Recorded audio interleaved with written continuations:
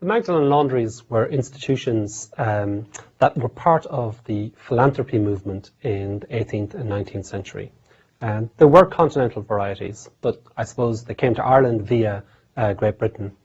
And there were institutions set up for the refuge, provide refuge for women, typically women who had, in the language of the time, fallen away, who had become pregnant outside of marriage, who were in extramarital relationships. And they were sent to these institutions both to protect and to provide refuge, but also, very importantly, in the 19th century, with the goal of rehabilitating these women back into society. The first Magdalen in Ireland was opened in 1767 by Lady Arbella Denny, and it was opened on Leeson Street in the city centre. And a version of that institution remained up until very recently. It ceased being a Magdalen laundry in the early 20th century, but it has continued to provide other services since then. Ireland's architecture of containment can be thought of in two specific ways. First of all, in a concrete sense, it's constituted by an array of different but interdependent institutions. Institutions such as the Industrial and Reformatory School, but also institutions like the Mental Asylum, the Mother and Baby Home, which was an institution where unmarried mothers were sent to have their child, adoption agencies, and even some kind of juvenile delinquency homes. So there was an array of these institutions, and these institutions functioned to conceal, to render invisible, to hide away those members of society who were deemed to have prescribed to transgress society's moral prescriptions. The other aspect of Ireland's architecture of containment is more abstract. It's constituted by the legislative discourse, by the acts of legislation through which the state addressed social phenomena surrounding poverty loosely, but also including issues such as illegitimacy, contraception, infanticide. And this series of legislative acts and the official discourses, the judicial language around these issues, functioned to render invisible the embodied culprit, the women who were deemed guilty, and at the same time to keep secret the function of institutions to hide those women away. So Ireland's architecture of containment became the kind of critical lens through which I was able to connect the Magdalen laundry with a whole series of other social phenomena in the early decades post-Irish independence, 1920s, 30s, 40s and 50s. Because of the relationship between the Magdalen Asylum in 19th century Ireland and the rise in prostitution, there is a stigma associated with these institutions, and I think it's a stigma that continues to live. I hope my book problematizes that by cultivating understanding of the divergent populations of women who found their way into the Magdalen. In addition to unmarried mothers and women who were found guilty of infanticide, women who were on remand from the courts, a whole series of other women were committed to these institutions. I think most disturbingly, women who were in fact the victims of male violence, especially male sexual violence. The Magdalen became a convenient repository by which the victims of male violence could be hidden away and re-victimized by Irish society. But all women entering into the Magdalen were presumed to be entering voluntarily rather than being committed through a state agency. And women could only be released, certainly in the 20th century, and this is a key difference. In the 19th century, many women used the Magdalen Asylum as a temporary refuge, going in for a few weeks, maybe to try and help get off drink dependency, or waiting for a family member to return from abroad, or waiting for a better situation to come around. These institutions were voluntary in the 19th century. But in 20th century Ireland, women committed to these institutions often found it much more difficult to get out. Technically, one had to be signed into an institution, into a Magdalen laundry, and signed out. So that would presume a family member, a distant relation, or an employer returning to sign you out, or else, perhaps in some cases, having arranged for you a form of gainful employment. So the institutions in the 20th century became more restrictive and certainly more punitive, and definitely more secretive. One of the book's major contentions is that the Magdalen laundries exist in the public mind at the level of story, by which I suppose I mean cultural representations such as films and art exhibitions, and literary representations.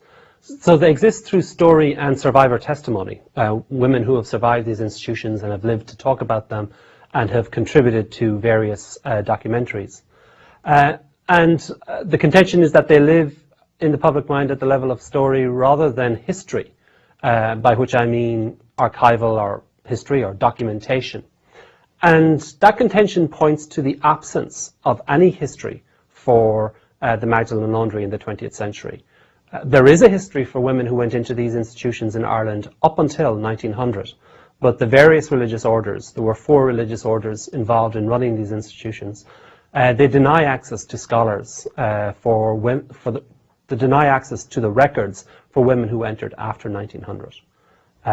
Interestingly, we have access to some records in the 19th century of women who went in late in the 1890s, but who didn't die until the mid-1940s. Women who stayed for over 4 or 5 decades. But we have no records, and therefore we can't answer with historical accuracy a whole series of questions. How many women went in to these institutions in the 20th century? Where did they come from? Why were they there? How long did they stay? Did they die in these institutions? Where did they go after leaving these institutions?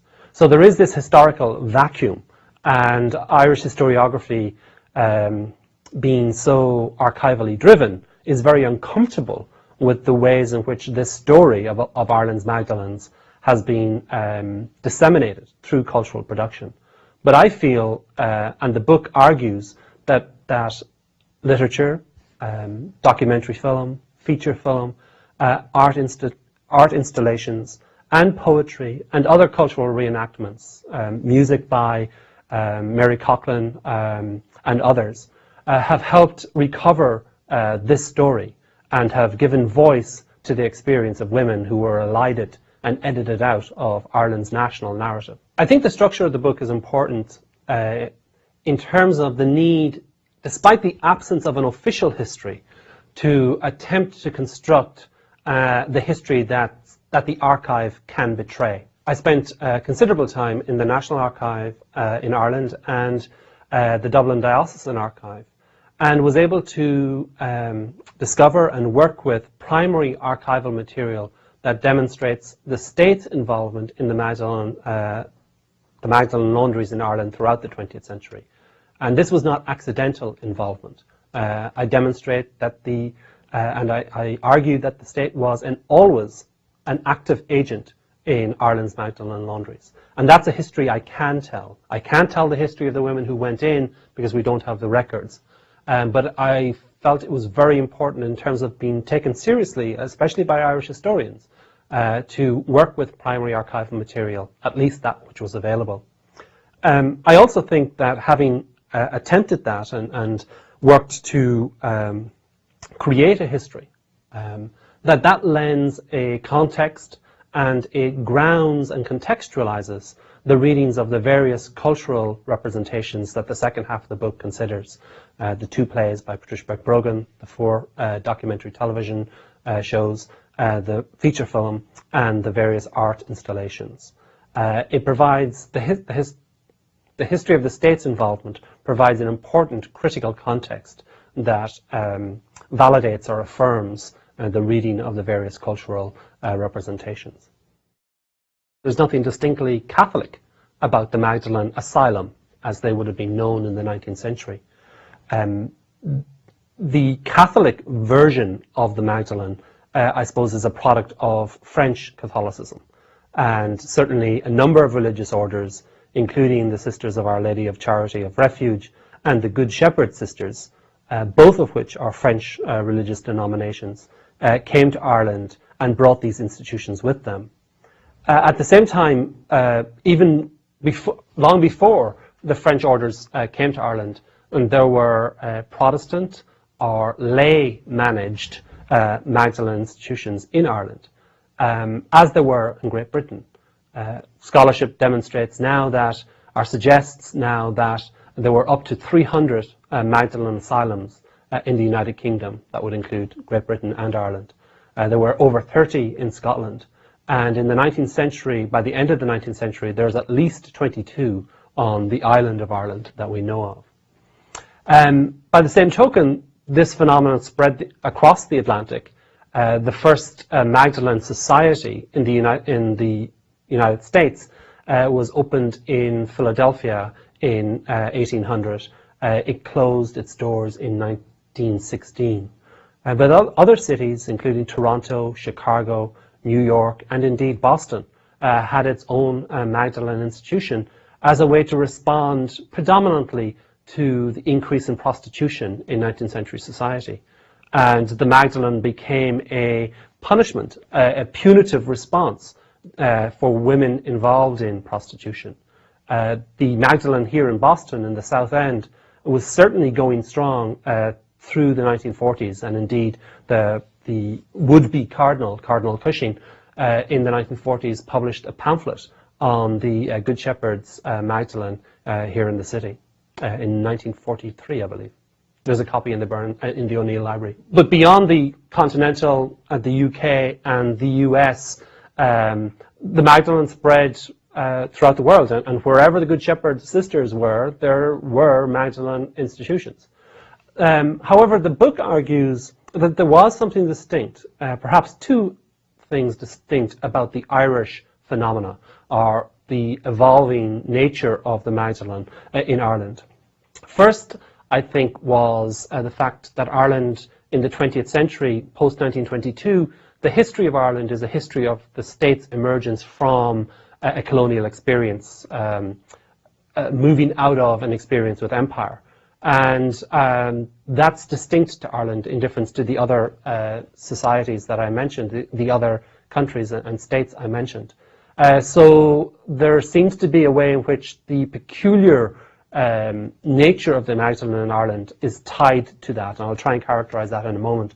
The second aspect that perhaps is distinct to Ireland is the nature of the hegemonic relationship between church and state. Especially post 1922, Irish Catholicism became imbricated in a whole series of unusual ways with the state's formation. It assumed, the Church, Catholic Church, assumed almost direct responsibility for a whole series of social phenomena. And in many ways, the state was happy to cede and to abdicate responsibility to the Catholic Church for social provision, education, healthcare, institutional care, social reform, social welfare. And that's not, while obviously Catholicism is not unknown to many of the other countries I mentioned, I think there was a peculiar relationship between church and state in Ireland. I argue in the book that these two forces come together to explain why, firstly, the Magdalen persevered in Ireland. The last Magdalen in Ireland didn't close its doors until October 1996.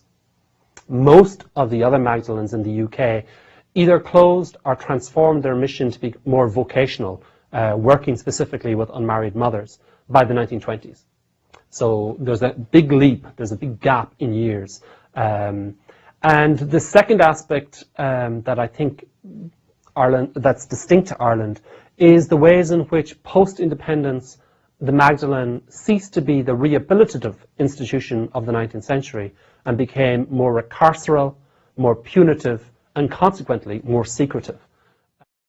So the first half of the book attempts to provide a history for the Magdalens in 20th century Ireland. It opens with an examination of a particular historical moment. There was a report commissioned by the Irish state. It became known as the Carrigan report in 1930. The report was basically censored. It was a prescribed document, despite an extended conversation over a number of years, which led to a significant paper trail, where it was obvious that the contents of the report, which examined a whole series of interrelated issues such as illegitimacy, incest, domestic abuse, sodomy, as it would have been called at the time, this series of findings by the report represented a significant contradiction with the story that Ireland was attempting to tell to the world as a newly decolonised state.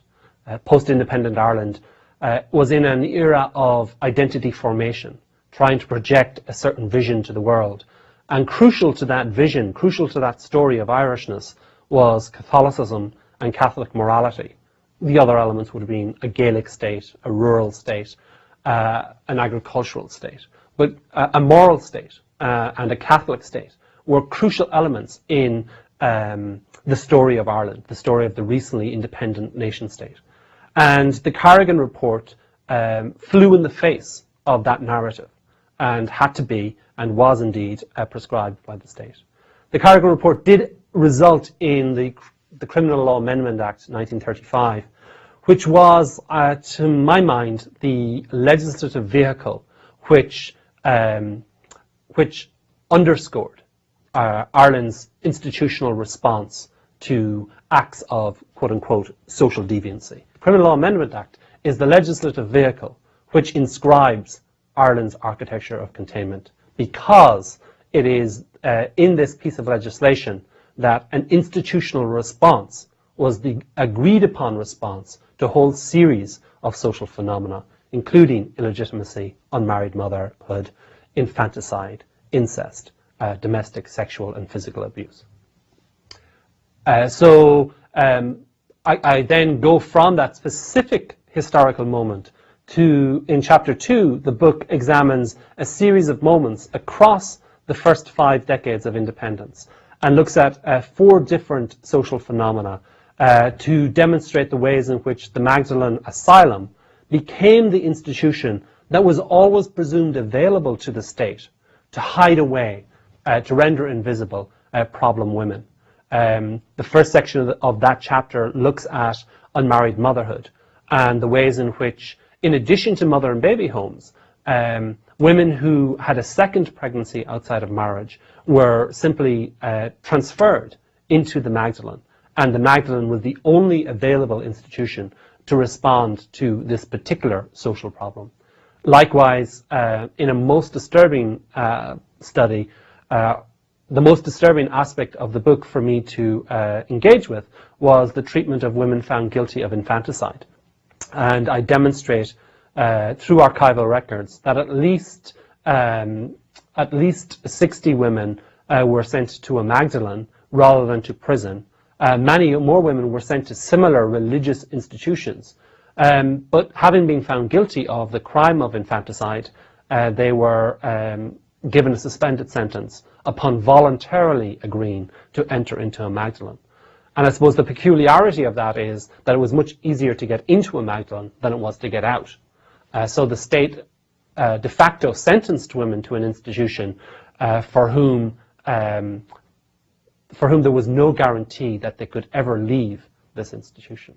Likewise, women on remand, and later in the late 1960s, early 1970s, I look at and examine the way in which women who grew up, who were raised in an industrial school, again, a synonym for that would have been an orphanage, but who might have been deemed simple, or young girls, young women at 16 who were deemed to be too attractive, who might get into trouble, quote unquote, were again transferred to the Magdalen to prevent, and these were the preventative cases in the Magdalen, to prevent them becoming pregnant and, quote unquote, falling away. So in that case, young girls who had committed no crime, who were indeed wards of the state. Every child in an industrial school was a ward of the state. But the state turned a blind eye and allowed the religious orders to transfer them simply from one institution to another institution. Most of the preventative cases would have left in their early 20s when they were deemed mature enough to deal with social realities. But there's no guarantee. And young girls who were first of all raised in an industrial school and then went through their adolescence in a Magdalen asylum, both of which were run by religious women, were hardly prepared for many of the social realities. And there's records to suggest that some of those young women remained for life and never entered back out into the world. So I think that's the nature of the historical part of the book. It's important, especially because the Irish state to this day denies any culpability in the Magdalen Asylum. And the state, and this is evidenced in Dáil debates, Irish parliamentary debates, where the Minister for Education has deemed the Magdalens a private institution, and that the women in these institutions were there voluntarily. I think my book does away with that excuse and demonstrates the complicity, the collusion, and the agency of the state and the involvement of the state in Ireland's Magdalen asylums throughout the 20th century. I start the second part of the book with an examination of Patricia Burke-Brogan's two plays. I suppose it's unusual, being a literary critic, as someone who works in an English department, this is the only chapter that actually examines a literary text. But I do believe, before I talk about Patricia Burke-Brogan specifically, I do believe that literature and contemporary Irish fiction in particular, but also drama, played a crucial role in telling the stories of those aspects of Ireland's history which up until the mid-80s and early 1990s remained part of the secret Ireland. A whole series of novels would have been important in representing life in Ireland's industrial schools. A novel like Bernard McLaverty's Lamb, for instance. And I feel that literature in this way helped create the narrative tropes by which this story could be told. I think contemporary Irish literature played an important role in challenging the national narrative, the narrative of perhaps reductively Holy Catholic Ireland, challenged that narrative by putting into words an articulation of a very different reality, a reality that was lived by many members of Irish society, but that had always remained secret. And in terms of the Magdalen laundry, Patricia Burke-Brogan's play Eclipsed, which was published in 1992, was written in the late 1980s and first performed in Galway in the early 1990s. I think Patricia Burke-Brogan's play is a key text in providing us, and providing Irish society in particular, with a way to know this aspect of our recent past. Patricia Burke-Brogan herself was a member of the Mercy Order. She was studying in the novitiate in Galway in 1964 when she was asked to go to provide summer relief. A nun was going home on vacation, going home to visit her family, and this young woman was sent to provide holiday relief. And there she encountered and experienced the Galway Magdalen, a world she never knew existed. And having met Patricia Burke-Brogan and talked to her, I think that experience really undermined her vocation. And she certainly felt that she had a vocation. But this experience undermined it. She left the religious order, and it would be 20, 25, 30 years later before she would write this story. Eclipsed was a huge success in Irish theatre when it came out. It went on to win a first at the Edinburgh Fringe Theatre Festival. And it led to a whole series of reenactments, I think, of this story. The first television documentary was produced by BBC Scotland, in part because the documentary producer was in the audience in Edinburgh when he saw this play, and something clicked. He recognised that I grew up in Glasgow, and we also had a Magdalen down the street. And I think it set in train a whole series of future documentaries. I think it was important to put Patricia Burke-Brogan back in the mix because she has been elided somewhat. And to my mind, I think Eclipsed and Stained Glass at Samhain, her second play, are distinct amongst recent contemporary cultural representations, in that it manages to avoid the scapegoating of Catholic religious orders as exclusively culpable for the Magdalen scandal. For Patricia Burke-Brogan, the nuns who operated the laundries were equally eclipsed, if you like, were equally oppressed by a hegemonic and patriarchal church-state relationship. And certainly the nuns on her stage, the two nuns in Eclipsed, problematize any easy scapegoating of Ireland's women religious. It's certainly peculiar that the 4 television documentaries to date that have addressed the Magdalen in Ireland have all been produced outside of Ireland. Moreover, none of them have aired on Ireland's national broadcasting service, RTE, Radio Telefís Éireann. It's curious in the sense that RTE in the past has been dictated to by the state, and certainly has been led in its programming by the influence of the Catholic Church. But in the 1990s, they aired a number of controversial documentaries, especially around the issue of the treatment and abuse of children in Ireland's industrial schools. 2 documentaries that come to mind would be Dear Daughter, 1996, and especially States of Fear, 1999. But the Magdalen story has not been aired by RTE. I think documentaries are crucial. I talked earlier about the function of the nation's architecture of containment to render invisible through the abstractions of state legislation and government discourse and judicial discourse, a whole series of social phenomena. And I suppose the documentaries problematize that attempt by allowing survivors to give witness and therefore to speak and to articulate a version at odds with the official version of the Irish past. In so many ways, the Magdalen, as part of the nation's architecture of containment, presumed that these women would never survive and would never get to speak. So the documentaries provide a space for women to speak back at and to put their story into the mix of new stories about Irish society that evolved in the 1990s. And that's very important. I also think the documentaries make evident the double standard, especially regarding the treatment of women in Irish society historically under the Free State government and then the Republic of Ireland. They also are powerful for other survivors because they allow the story of the Magdalen to move out from an individual trauma into a collective or shared experience, and therefore provide a form of agency whereby victims can become survivors. And I think for all of those reasons, it's very important to address the documentaries.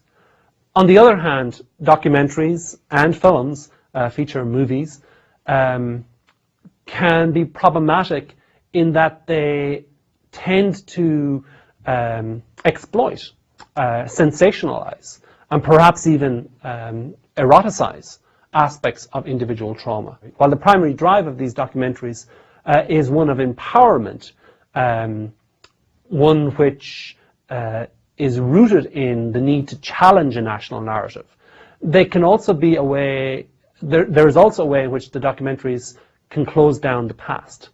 They can, and by closing down the past, I mean to suggest that treated or received uncritically, the documentaries validate the present by virtue of a comparison, in the sense that they allow contemporary Irish society to pat themselves on the back and say how far we've travelled, and therefore foster a sense of contemporary complacency around the marginalisation of women in contemporary Irish society. So it's a double-edged sword, but for all of that I think it's very important, and I hope the book, that chapter in the book does a good job of looking at both sides of that issue. Peter Mullen's 2003 feature film, The Magdalen Sisters, certainly internationalized Ireland's Magdalen laundries. And perhaps that's the function of popular culture. It disseminates widely, but it perhaps is also the problem in an attempt, certainly in a movie that attempts to represent the past. The Magdalen Sisters was produced by Miramax, distributed by Miramax. I think there's a reason why Miramax was interested in this particular story.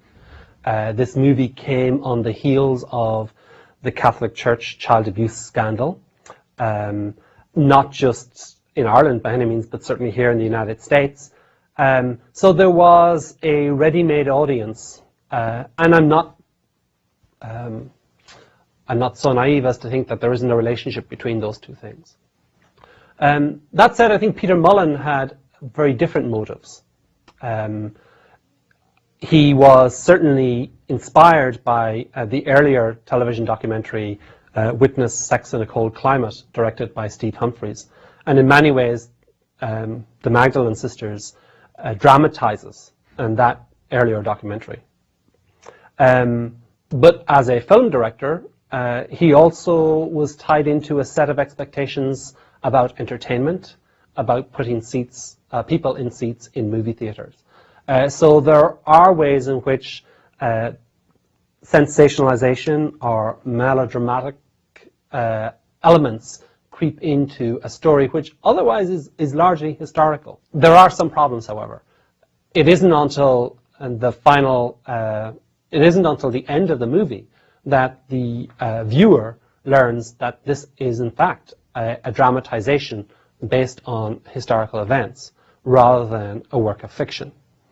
The movie works hard to incorporate not just the survivor testimony from the earlier documentary, but it also works to dramatize a series of archival artifacts, as if Mullen was committed to ensure that his movie was informed by a story that always existed and that people always understood, as if to confront an Irish theatre-going audience with the open secret of the Magdalen.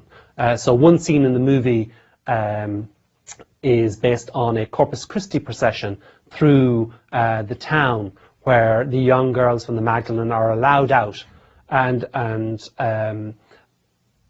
become the objects of spectacle, of societal spectacle. And that scene is largely based on a historical photograph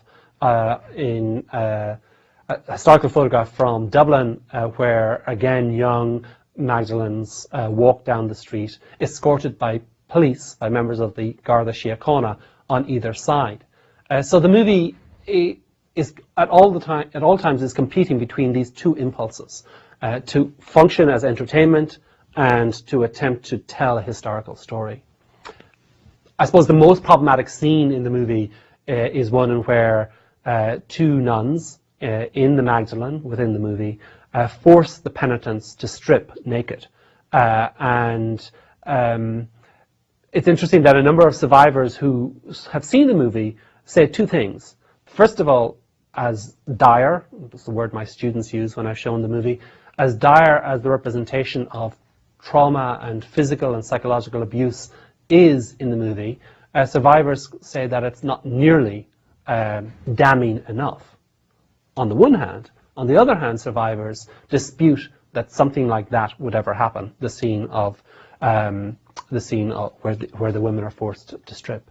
So my own reading of that is the forces of Hollywood needing some sensationalization, and it's introduced into the movie by a device to suggest a speculative, if sublimated, lesbian sexuality within these institutions.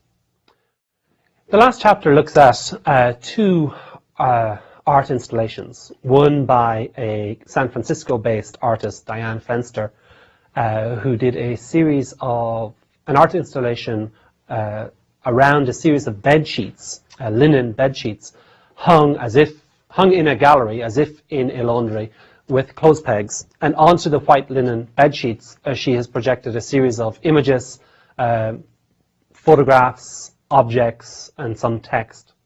The second installation is by an Irish survivor of an industrial school, in fact, Gerald Mannix Flynn's Call Me By My Name, which indeed was an extallation put up on the street, on Leeson Street in Dublin, during the presidency of the Irish presidency of the European Union in 2005. The critical context in which I examine those two art installations stems from the recent interest within Irish studies around memory and history. And that really emerged from the two commemorative events in the 1990s. The sesquicentenary of the Great Irish Famine, which was celebrated from 1995 to 1997, and then the celebration around the United Irishmen Rebellion in 1798, celebrated in 1998. And Irish Studies scholarship became really interested and informed by recent Holocaust historiography to ask questions about memory and commemoration. And the state was directly involved in sponsoring a whole series of symposia, a traveling lecture series, a number of books and publications, but also Irish society and communities, rural communities, began unearthing famine roads and cleaning up famine graveyards and having candlelit processions to old workhouses where many famine deaths occurred. I suppose the challenge of that history, the challenge of those events, to me, was the ways in which they opened the gap between the selectivity of Irish studies scholarship, whereby there was an interest and there was a state promotion of interest in traumatic events in the past, such as the famine, and certainly the famine was a traumatic cultural event. But there was, underwriting that was the need for a kind of therapeutic response to work through the trauma so as to kind of liberate the present into a new society, a new state formation. As far as the Magdalen laundry scandal is concerned, obviously this is an aspect of Irish history that's more recent. Indeed, the Magdalen and the Magdalen scandal is a product of post-independent Ireland, around which issues of culpability are much closer to hand than perhaps the famine and the kind of debate regarding the famine, whether it was an act of nature or whether it was the product of British colonialism, British Empire. So I wanted to ask questions through this recent scholarship on the famine about the ways in which the Magdalen is being remembered in contemporary Ireland, and perhaps implicitly the ways in which the Magdalen is conveniently forgotten, even at the moment in which it is memorialized. There was one attempt to memorialize the Magdalen laundries in 1996. Then President Mary Robinson dedicated a bench, a park bench in St. Stephen's Green. Members of the religious orders were invited. They didn't attend, and it was a very small event. I suppose the problem with any act of memorialization, again, is that it tends to fossilize the past and to close it down. And interestingly, within months, in fact, 5 months after the memorial was dedicated in St. Stephen's Green, it was announced that the last Magdalen laundry was closing down. So you had that tangible conflation between something being rendered historic and traumatic history continuing to percolate up and to bubble into the present. In that context, I think the two art installations function as powerful memorials by very virtue of their mobile state, by virtue of the fact that they can be reenacted in different contexts, by virtue of the fact that they're not rooted or grounded within a narrative of Irish nation state. I think they function similar to memorials in that they allow a therapeutic engagement with the past, without closing them down. They provoke challenging and continue to provoke challenging questions about Ireland's history and in particular the role of the Magdalen laundries within that history by virtue of their incompleteness, by virtue of resisting any neat closure. The book concludes with the promise outlined in the preface. The book is a work of history, it's a work of cultural critique, but it is also, and it was very important to me, that the book be a work of action and promote a call for action. And more specifically, when it comes to Ireland's Magdalen laundries, I think action is needed in terms of redress, reform, and indeed reparation. Many women worked their lives in these institutions and were never paid. They worked from 6 o'clock in the morning until late in the evening, every day of the year except Christmas. They were given Christmas off. I think the Magdalen and the survivors, the victims and survivors of the Magdalen are in need of that action because they have not just been written out of a historical record of the past, but they continue to be written out in the present. The Irish state has apologised to the victims of childhood abuse experienced in state-run residential institutions, the industrial and reformatory schools. A number of religious orders have now apologised to the same victims. The state has set up a redress scheme, the Residential Redress Board. The state has also set up a forum to discuss child abuse and a whole series of new legislative measures.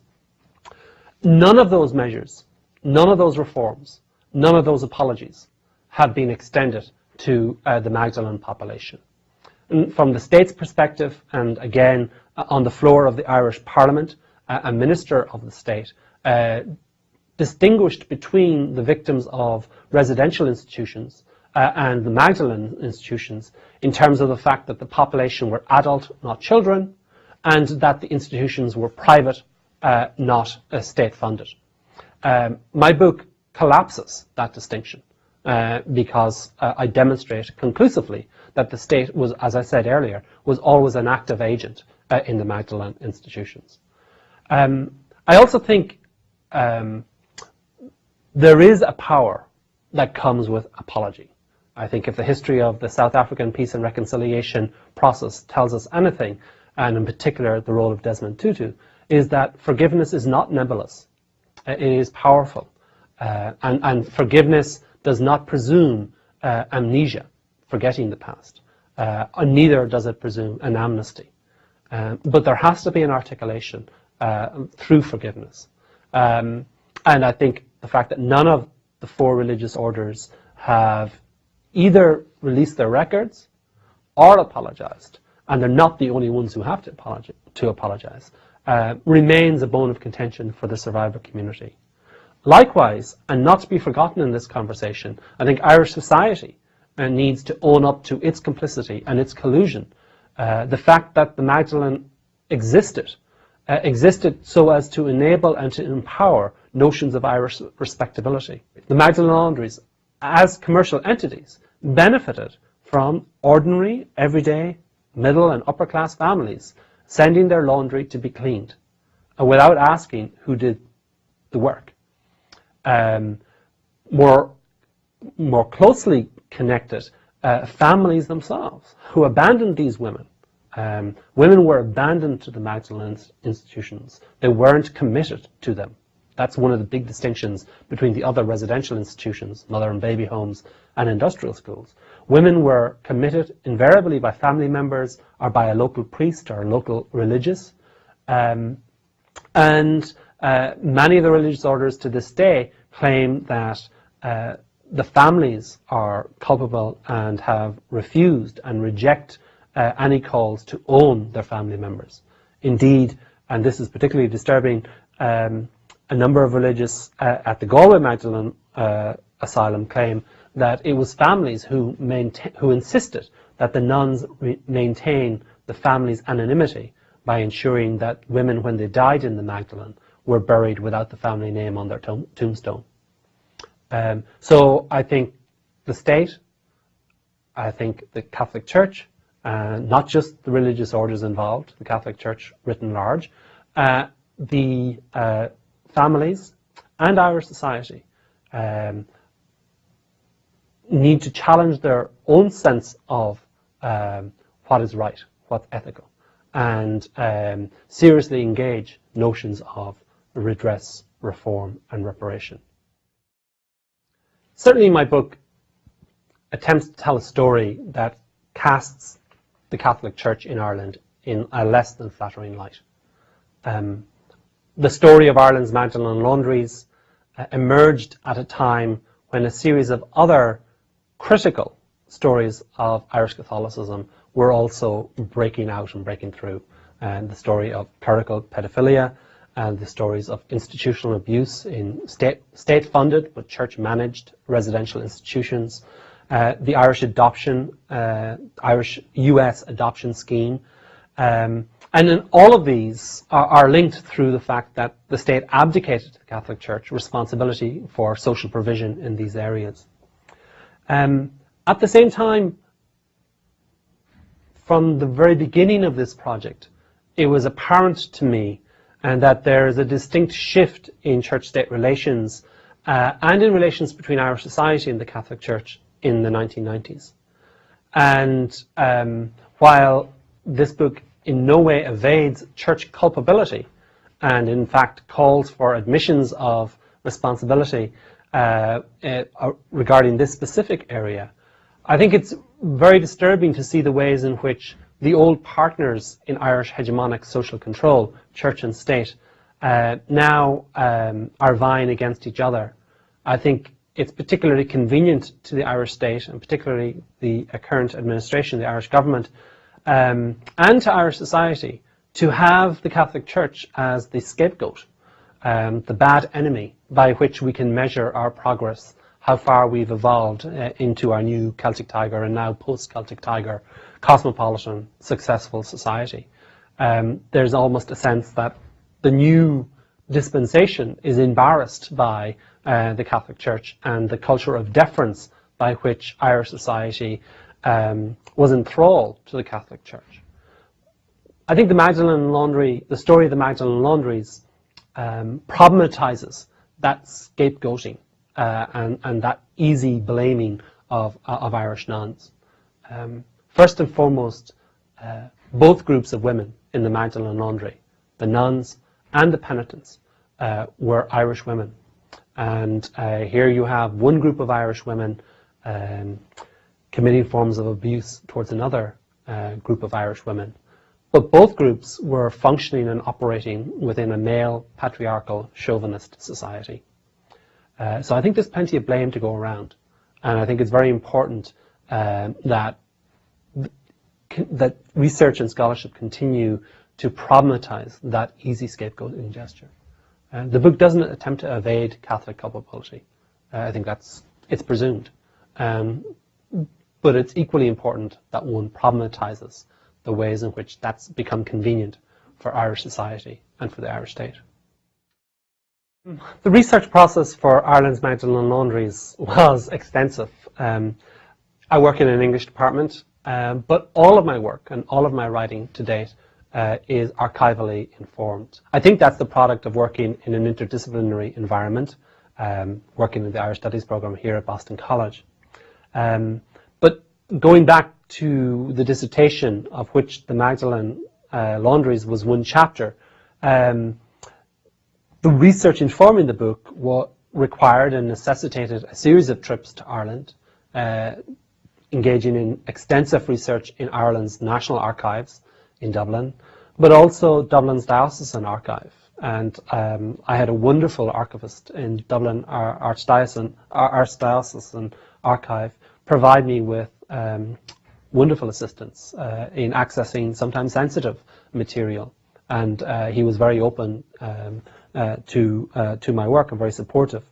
A whole series of smaller archives in Ireland, in particular the Irish Film Institute's archive, RTE, Radio Television Éireann's archivist, and their archives informed the project. And then here at Boston College and in the States more generally, obviously working in Irish studies, one is spoilt to work at Boston College. We have an amazing repository of material, both in the Burns, but especially for my work in the 20th century, I think O'Neill Library is just so stocked. There was no book that I went to look for and by a contemporary writer that I couldn't pick up on the shelves in O'Neill. And for critical material, if it wasn't here, Anne Kenny in the Interlibrary Loan office, and obviously Kathy Williams and Brendan Rappel assisted me at every turn. I think the book, as stated in the acknowledgements, the book exists because of that type of assistance, especially for a non-historian. Librarians and archivists were crucial in kind of helping me negotiate this body of material.